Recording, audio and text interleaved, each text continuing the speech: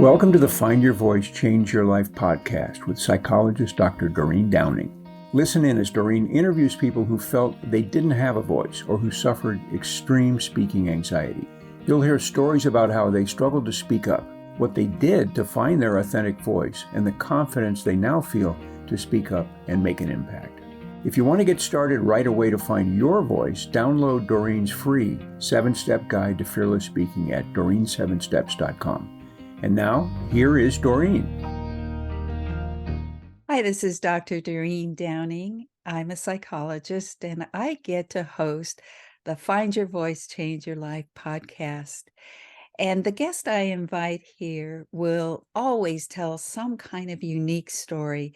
And today, it's not really about being afraid of speaking up in public. So I want my listeners to understand that right away. But voice, where does it come from? And what do we listen to? And what leads our lives? And what are we doing with this inner self-talk, which is a voice, right? So that's what I think we'll be exploring today with Claire Parsons, my new friend. Hi, Claire. Hello. I'm going to read a brief bio so that people get a little bit more about who you are and what you do first, and then we'll dive into story and history and all of what made you who you are today. Claire E. Parsons is a practicing lawyer in the Cincinnati area, mindfulness and compassion teacher, and the founder of the Brilliant Legal Mind blog and author of 2 new books, How to Be a Badass Lawyer and Mommy Needs a Minute. I'm giggling because those sound like they're totally opposite, but having read one of them, I bet they're very similar in a lot of ways, and they really do connect.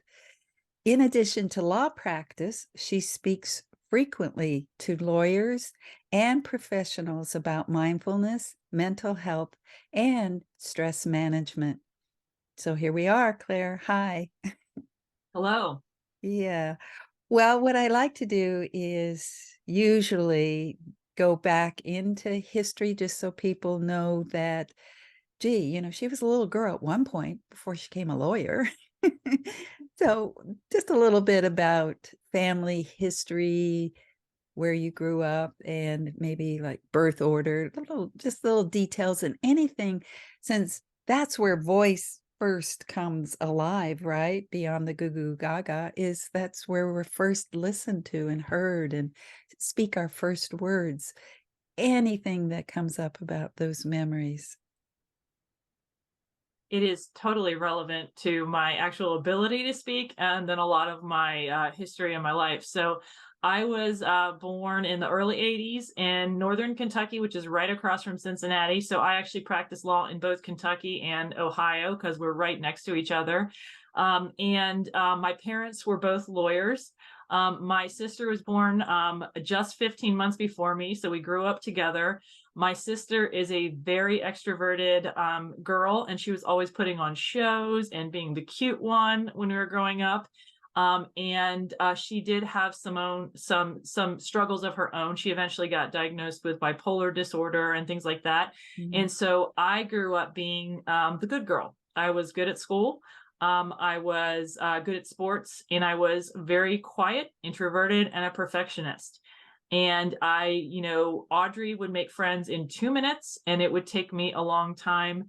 And I was a bit of a nerd. And so that history really kind of established sort of a lot of my adolescence and even early adulthood. It wasn't so much that my parents really pushed me to do real well or anything, but it was more kind of this inner motivation and belief that I had to be perfect at everything.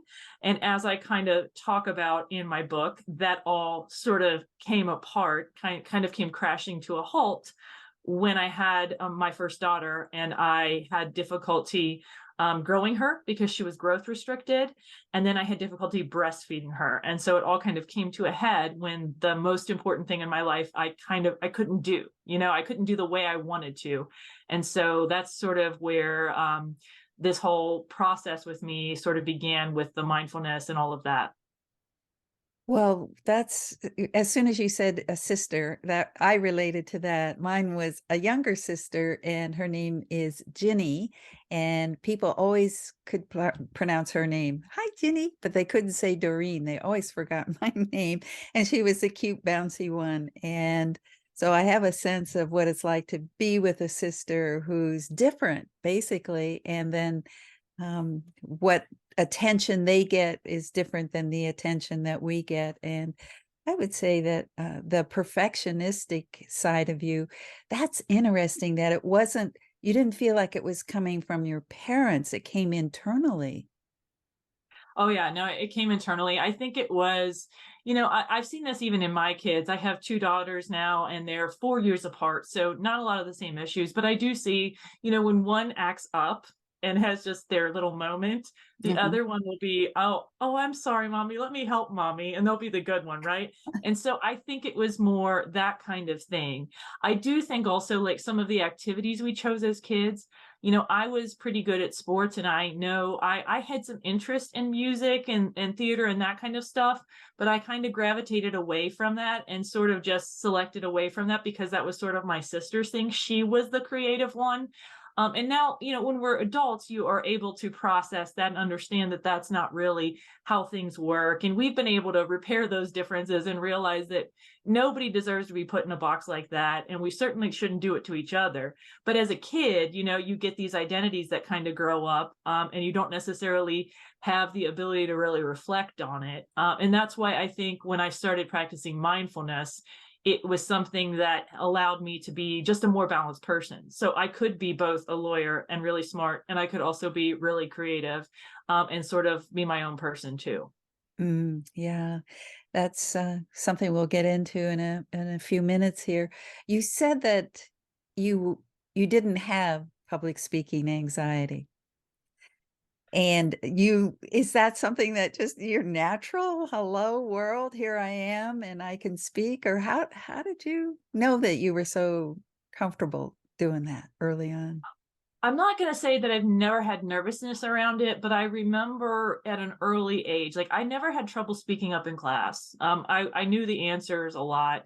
I remember volunteering to try out for things early on, and I remember my parents sent me to a summer enrichment program, and my sister picked like all the arts and the theater ones. I picked a public speaking class because I just, that this is how I was as a practical little kid, even where I was like, that's going to be a good skill later on. Mhm. But I ended up getting like I remember getting the best award for the teaching speech. So it was the speech about teaching. So I've always really liked teaching other people and explaining how things work. And I think some of this comes from the fact that I'm an auditory learner. So I really I like prefer audiobooks. I understand things best if I really hear them out. When I write something, I have to read it out loud because if it doesn't sound good, it's not good. So I think part of my internal processing, although I am very introverted, I think part of that kind of compels me with that auditory processing to push it out and to kind of teach it out and talk it out and engage in a dialogue with others. So when it comes to teaching, especially practical stuff I really know, it is no sweat at all. The difficulty, I think, has been, and the thing I've had to stretch at and learn is the telling of stories and to really the sharing of who I am. That's something that took so much longer to master than just talking in public. I like both of what you just offered us. The first is, well, there's the speaking, but you lined up with the teaching, and that was something that seemed to be what you were already gifted at. And I think the idea of the different kind of learners, the auditory and the visual, and we're talking about voice today, and hearing your own voice is what helped you see that what you were writing made sense. That's Absolutely. fascinating. I've Yeah. never heard that before about hearing your own voice, or reading what you've written, and then that's how you hear your voice. That is so fascinating. Yeah, I think that is why some people like tell me that they think I'm a good writer. And I think some of it is that I think I'm writing and they hear it in in their head the way that it might be spoken to them. Uh-huh. And I think that's kind of the way I write, at least with blog posts and things like that. I don't necessarily write briefs that way, but I try to be as conversational as I can. And so I think that hearing what I write as I write it, I actually hear the words instead of really envision them or whatever. And so I think that really aids in the writing process. And I think that's also how the writing has in many cases turned into speaking as well for me. Uh-huh. Well, as somebody who has read your book and feeling already close to you through that, I would say that there is a way in which I feel like before you even came on today that I already knew you and knew layers of you. And I really can't wait to move a little more directly into what you love and what your own transformation. But before that happens, let me just take a brief, quick break and be right back.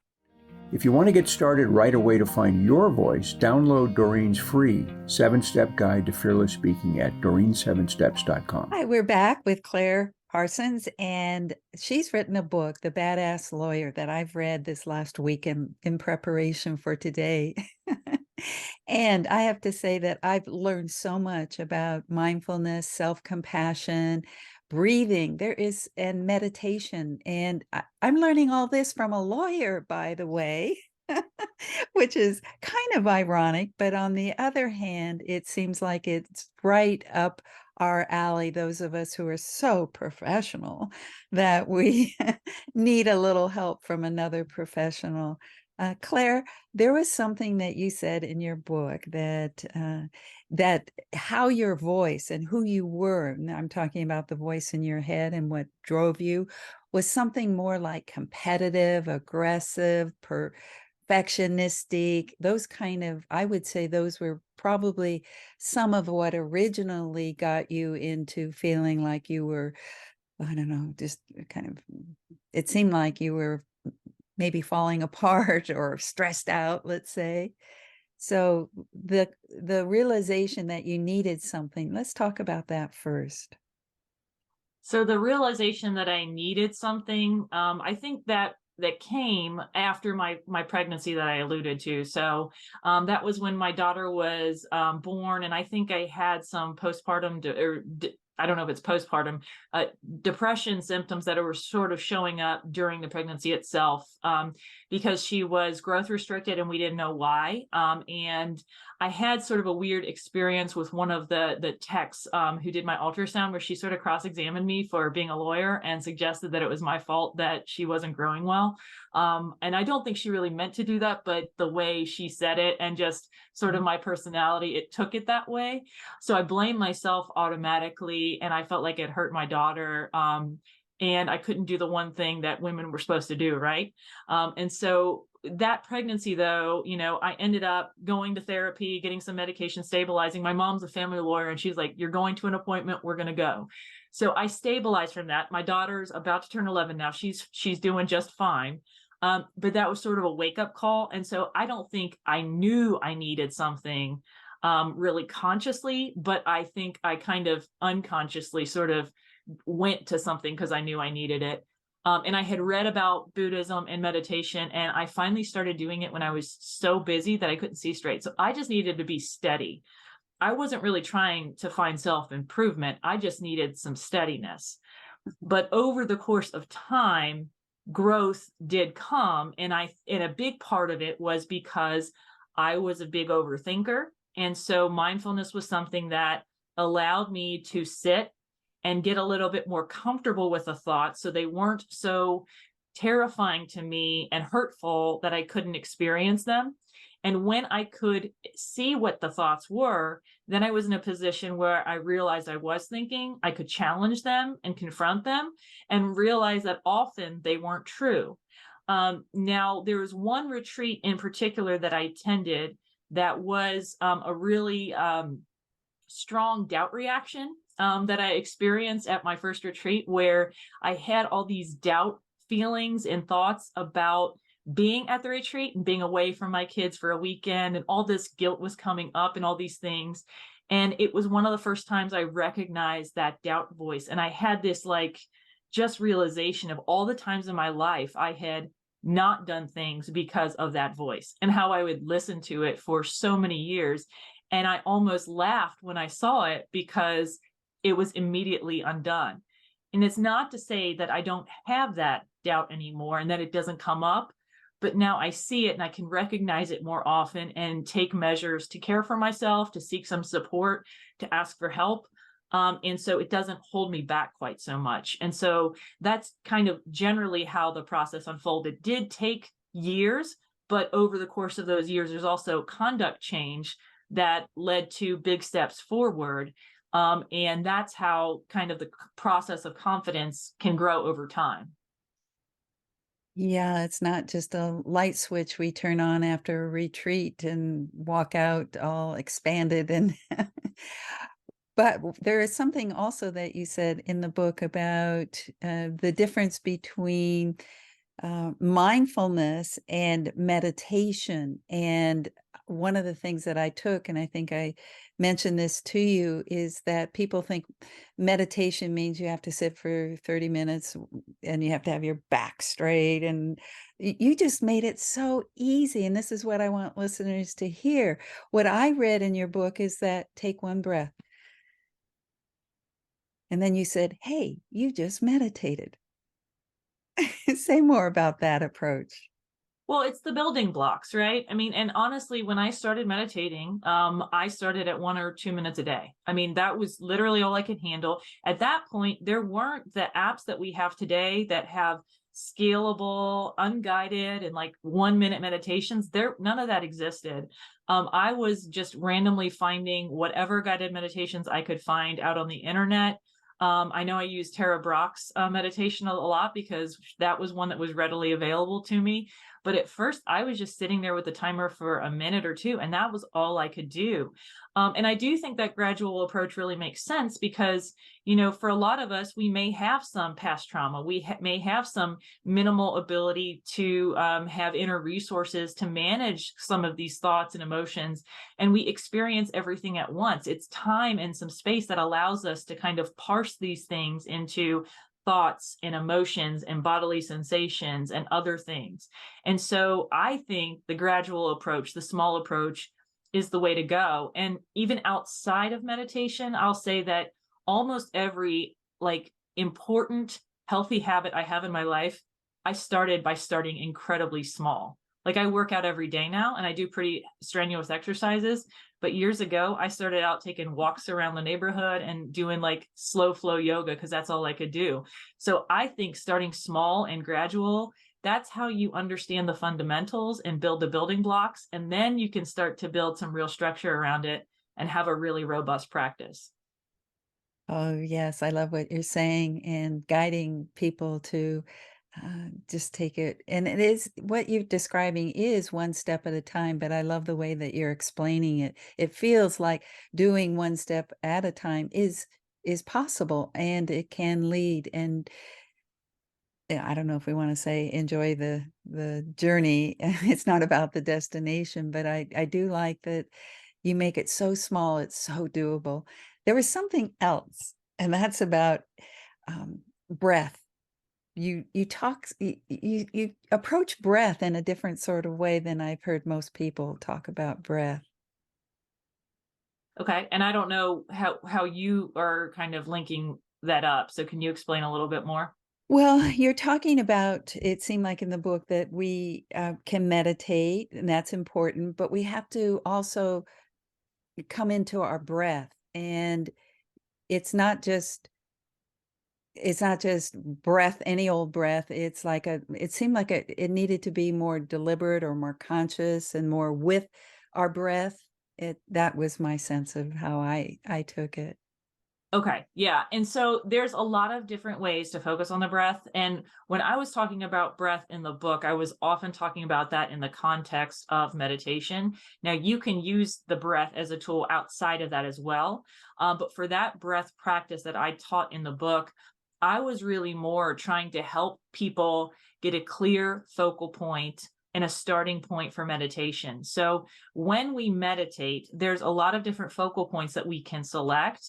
But getting comfortable with that breath and getting really clear about what it is you're focusing on is just an excellent life skill. So if you get nothing else other than the fact that you know how your breath feels and you can get with it and really not just cling to it, but rest on it. And the analogy that I kind of like is you're a child on a swing, right? You're not hanging on to a life raft and you're sort of going along with the flow. If you can build that skill, that is something that'll serve you when you're waiting at the doctor's office or sitting in line at the grocery or late in the airport and you're in a long security line, and all kinds of other applications in your life.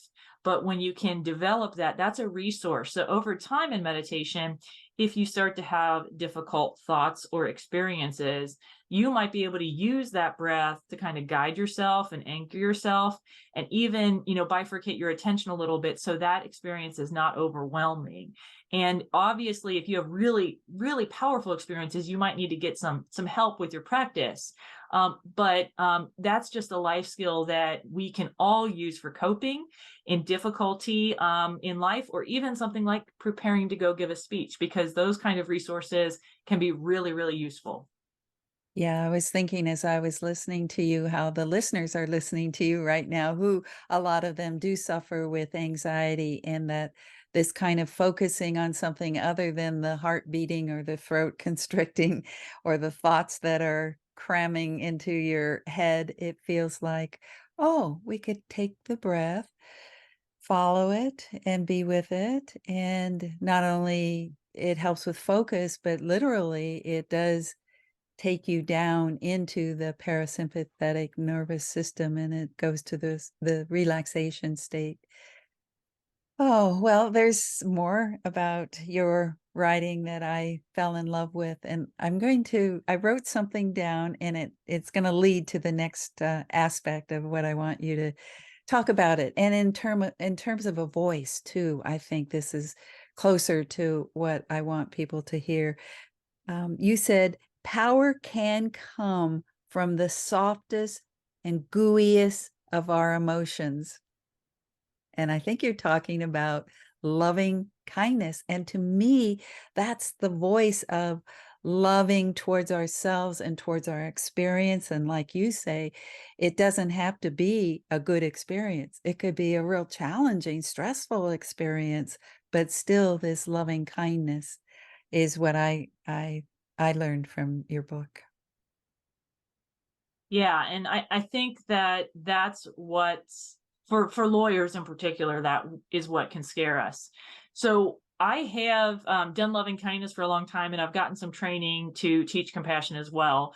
And one of the things that has just been like mystifying to me about compassion is that it can literally come out of difficulty. I have had experiences while meditating. I've had experiences in life where I have learned with my mindfulness practice to sit with a difficult experience instead of mentally fleeing from it or going into a fight mode to distract from it, or, just checking out. Right. And I've been able to sit with that. And if you watch that experience, at first it will be difficult and there will be maybe some resistance and there may be hardship, there may be tears, but it can transform into something else. And actually, if you look at some of the research around the compassion response, that's what happens. And I talked about that experience in my book, where in my second pregnancy, had an emergency C-section. And a thought came to my head while I was being wheeled to the OR, that I had to stay calm for my daughter. And I did. And we ended up both okay as well. But that is that experience where I was wondering, well, how did my first pregnancy destroy me when it was far less terrifying? And this pregnancy didn't, when I felt like my life and my daughter's life maybe could be in jeopardy for 20 minutes or so. And it was that I brought compassion to my second experience and didn't have it in my first. And so that response is incredibly powerful. It's not to say that we can always do it. It's not to say that we can always decide how we are going to react. But if we can bring compassion, especially compassion for ourselves to situations, it can really affect performance. In one of the stories I've shared on the blog, but not necessarily, I don't think I did share in the book, is an experience I had with a litigation matter that really had big implications, was really scary. I kind of knew that I was going to lose based on past experience with the judge. And so it was really hard, where I got an important case that I really wanted to win, but I knew I couldn't. And I was really scared for a few days. And I'll tell you, I sat and did loving kindness for 3 nights, and I just wrestled with that fear. And I finally admitted to myself that I was afraid, and that that I just sent myself loving kindness and did that practice. And finally, on the 3rd night, I realized I can't change the results. I can't necessarily win, but I can fight as hard as I can, and I can be as kind to myself and my client as I can while I'm doing this. And as it turned out, I ended up, the next day I got up, wrote the brief, got ready for the hearing, and we got a pretty good result for the case overall. But I was so proud of how I handled that. And it came from acknowledging that fear and being with it, as opposed to treating myself badly or ignoring how I felt, or responding with a shame response that could have really made things much more difficult. And so I think that's sort of the idea I was talking about in that passage. Oh, I think what you've just said is resonating with so many folks about what it's like to be in a traumatic moment and scared about, standing up in front of others and giving a speech, or just coming to a meeting to give a report, anything that has to do with being in front of a group and the spotlight is on you. Uh, I'd like to hear, I mean, I think I could extrapolate, and maybe people who have been listening can also, but the sound, I mean, what does the loving kindness voice, if we give her, him, them a voice, what are I mean, I heard it in what you said to yourself, because it does sound like it's self-talk, right? What you say to yourself. And what I heard was I mean, it sounded like it was assurance and acceptance of fear. It's true. We're not going to try and push it out or deny it. It really is there for you. So anything else you could say about what that voice sounds like, what it says? And I'm going to try not to cry when I say it, because when you said that, I kind of thought of my parents. And I think, like, or how I am when I'm with my daughters, right? And I need to keep them steady. So, and I just wrote a blog post last week about what compassion feels like. Okay. And you can't really pinpoint it, because compassion is actually not an emotion, it's a response. So it may have many emotions as well. So it may have a range of emotions. You might start out scared, and then you might find more of a stabilizing force, and then you might feel actually really good at the end, because that's actually the clinical sort of compassion response. So it may not just be one voice. There may be times when your compassion voice might sound a little different. But I will say, like, when I was doing meditation teacher training and I had to start doing guided meditations, I remember struggling with the voice piece, because I don't necessarily sound like some of the, like, women that I've heard talk in my yoga class or something. And I don't sound mystical and ethereal and all of that. And then I kind of realized, well, Claire, you've guided clients through difficult situations. You've called them to deliver bad news. You have helped your kids when they're scared. So your voice is that voice. So I think what I would say for a compassionate voice is probably something like a good coach, a good mentor, a good parent who really helped you during difficulty. And it's that stabilizing force is the kind of the force that I find most appealing in compassion. But I do think, as you've said, acceptance is a big part of it, which means we don't fight against the fear and we don't push it away, but we allow it to be there. And we find that we're stronger in the process as a result. But yeah, I think that calm, kind, non-judgmental voice is what you're looking for when you're talking about a compassion voice. Oh, I want to bring you my trouble and have you give me that kind calm. And what I'm taking today, Claire, is this word. You've used it several times today, and that's stabilizing. And I'm thinking about people who have anxiety about showing themselves and being in front of people, that if there would be a way, and there is, we've got lots of clues today from you to how to stabilize the body, the mind, and the actually, just when I started talking about it, my voice dropped down a little bit so that the voice has more of a deeper resonance that comes. And I love that what you just said about yourself, and that the acceptance of the truth of who you are and the sound, and that what's most important is the quality and where it comes from. Yeah, and that's actually something I kind of talk about in my book, which what I was a little bit afraid to talk about, right? Essential goodness. And that's kind of a hallmark principle of Buddhism. I know a lot of people that talk about mindfulness for lawyers don't necessarily get into the philosophy, and I generally don't either, because I don't want people to feel excluded. But I do think it's a really, I just think from a personal development standpoint, it's so important. And I think that, when I teach about mindfulness, I do know that when I started meditating, I remember, starting out sort of implicitly with this idea that I was going to fix or improve, myself, once I got stabilized with it and started really going on. And the funny thing is that the more you look and look and look and look inside, is that I think what you're going to find is that you're basically a good person. You'll start to see the consequences of maybe adverse conditions, right?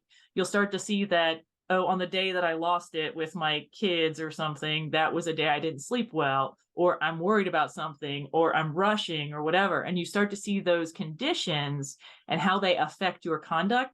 But you start to see that when you feel good and loved and safe and well, you act like it. And so it's understanding that that goodness is there. And so it's learning to manage some of those conditions and make wiser choices, so that you're not put in the position where you have to make bad choices, right?